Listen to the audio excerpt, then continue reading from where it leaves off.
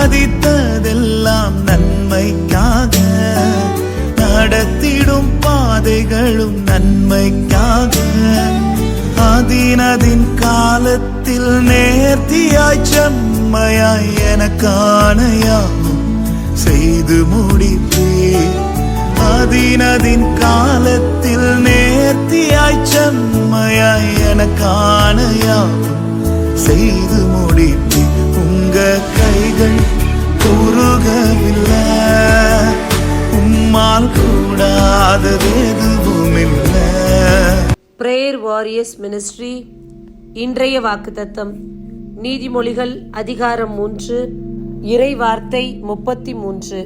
பொல்லாரது வீட்டின் மேல் ஆண்டவரது சாபம் விழும், அவருக்கு அஞ்சி நடப்போரின் உறைவிடங்களில் அவரது ஆசி தங்கும். அன்பார்ந்தவர்களே, இந்த நாளில் தீமை செய்வோருடைய வீட்டில் நிச்சயமாக ஆண்டவரின் சாபம் தங்கும். இதோ தங்களுடைய வாழ்நாளெல்லாம் தீமை செய்வதையே வேலையாக வைத்திருப்பார்கள். பொய் சொல்லி மற்றவருக்கு எதிரான காரியங்கள் செய்து, ஆண்டவருக்கு பிரியமில்லாத காரியங்கள் செய்து, இந்த நாட்களில் அவர்கள் குடும்பத்திற்கு வேண்டிய சாபத்தை அவர்களே சேகரித்து வைத்திருப்பார்கள். அப்பேற்பட்ட ஒரு வாழ்வு வாழாதபடி கவனமாயிருப்போம்.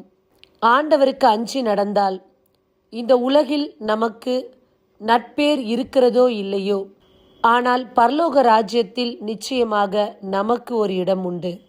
உலக பிரகாரமான மனிதனுடைய விருப்பத்தின்படி நாம் வாழாமல் நம்முடைய ஆண்டவரின் விருப்பத்தின்படி வாழ்வோம். எந்த சாபமும் நம்மை சேராது. ஆண்டவரின் ஆசீரை பெறுவோம். ஆமேன். God bless you.